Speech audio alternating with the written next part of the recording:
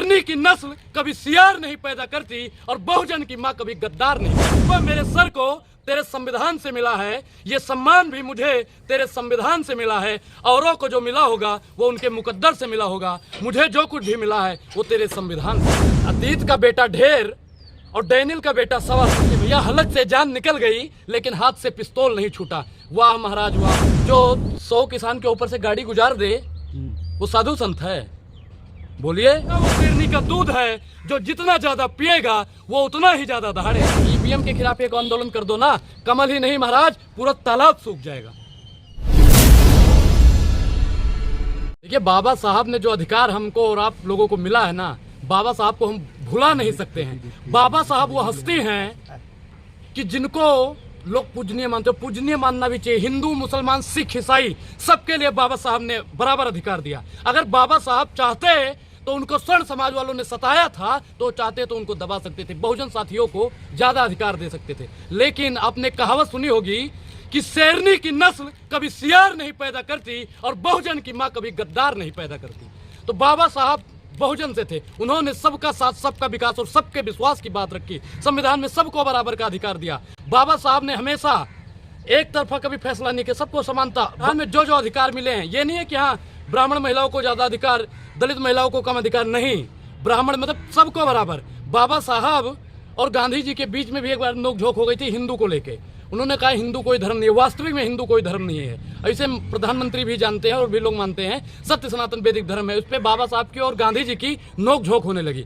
बाद में जब गांधी जी को पता चला कि वाकई में हिंदू कोई धर्म नहीं है तो गांधी जी ने अपने पत्र में लिखा कि बाबा साहब मैं आपकी बातों से सहमत हूँ और अगर मुझे मेरा अगला जन्म होता है तो मैं एक दलित समाज में पैदा होना स्वीकार करूंगा। मैं अनुराग मैं भी कहता हूं कि अगर मेरा अगला जन्म होता है तो मैं भी किसी अछूत के घर में पैदा होना स्वीकार करूंगा। लेकिन ये रुतबा मेरे सर को तेरे संविधान से मिला है, ये सम्मान भी मुझे तेरे संविधान से मिला है। औरों को जो मिला होगा वो उनके मुकद्दर से मिला होगा, मुझे जो कुछ भी मिला है वो तेरे संविधान से मिला है। बाबा साहब ने कहा था कि शेरनी शिक्षा वो शेरनी का दूध है जो जितना ज्यादा पिएगा वो उतना ही ज्यादा दहाड़ेगा। तो अनुराग कहता है कि संविधान वो शेरनी का दूध है जो जितना ज्यादा पढ़ेगा उतना ही ज्यादा सरकार की हलक से अपने अधिकारों को खींच लेगा।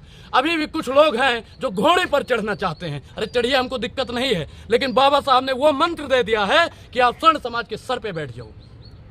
लेकिन आज बाबा के उसी देश में संविधान तोड़ने की बात की जा रही है। संविधान जो तोड़ने की बात करते हैं वो देशद्रोही है, और जो संविधान को नहीं मानता, बाबा साहब को नहीं मानता, गांधी को नहीं मानता, बाबा साहब के विचारों पे नहीं चलता है, मैं उसे नहीं मानता। बाबा साहब संविधान देके गए, यहाँ हिंदू राष्ट्र की बात हो रही है। हिंदू राष्ट्र देखिए, हिंदू राष्ट्र इनके जो चाचा थे हेड गवार वो भी बना रहे थे, इनके जो फूफा थे गोलवनकर वो भी बना रहे थे, जो इनके मौसा थे नाथूराम गोडसे वो भी बना रहे थे, और माफी वीर सावरकर जो इनके चचेरे भाई थे वो जब वो लोग स्वर्ग से चले आएंगे ना तो भी हिंदू राष्ट्र से नहीं बना पाएंगे। भैया बेहिसाब हसरतें ना पालिए। और कौन बना रहा है हिंदू राष्ट्र, सामने लाइए उसको। हिंदू राष्ट्र कैसे बनेगा? सुनिए, हिंदू राष्ट्र का समर्थन मैं तब करूंगा जब 10% SC, 10% ST, 10% OBC आ जाए हिंदू राष्ट्र के मांग में। अनुराग समर्थन करेगा लगातार जंतर मंतर। अरे जंतर मंतर सुनिए, दिहाड़ी के लोग 100 लोग आके जंतर मंतर हिंदू राष्ट्र बनाएंगे, हिंदू राष्ट्र बनाएंगे। हिंदू राष्ट्र क्या बन जाएगा जी? देश की 135 करोड़ जनसंख्या संविधान राष्ट्र के समर्थन में है। हिंदू राष्ट्र बनाएंगे, क्यों बनाओगे? वक्त आ गया है, अब ऐसी सरकार आ गई है जो हिंदू राष्ट्र बना के रहेगी। अच्छा एक चीज बताइए कि हिंदू इनके सरकार में खतरे में है। कैसे खतरे में है? सभी लोग हिंदू हैं, हिंदू खतरे में कैसे? हिंदू खतरे में कैसे आप बता दो। हिंदू अगर खतरे में है तो पूर्ववर्ती सरकार बढ़िया है, मोदी जी को हटा दो, हिंदू सुरक्षित हो जाएगा। फिर कह रहे अभी टाइम लगेगा, इसलिए और टाइम दो तब सुरक्षित। अरे कोई हिंदू सुरक्षित है ना, हिंदू खतरे में है ना मुसलमान खतरे में है। सिर्फ और सिर्फ भारतीय जनता पार्टी की दुकान खतरे में है। वो सिर्फ और सिर्फ हिंदू मुसलमान पे राजनीति करते हैं। अगर उनमें हिम्मत है तो एक दिन महंगाई, बेरोजगारी और विकास पे बात कर ले, दुकान बंद हो जाएगी। तो संविधान दिवस के दिन पर उन लोगों को क्या कहेंगे? किस चीज का डंका बज रहा है? किस चीज का डंका बज रहा है? संविधान की धज्जियां उड़ा रहे हो।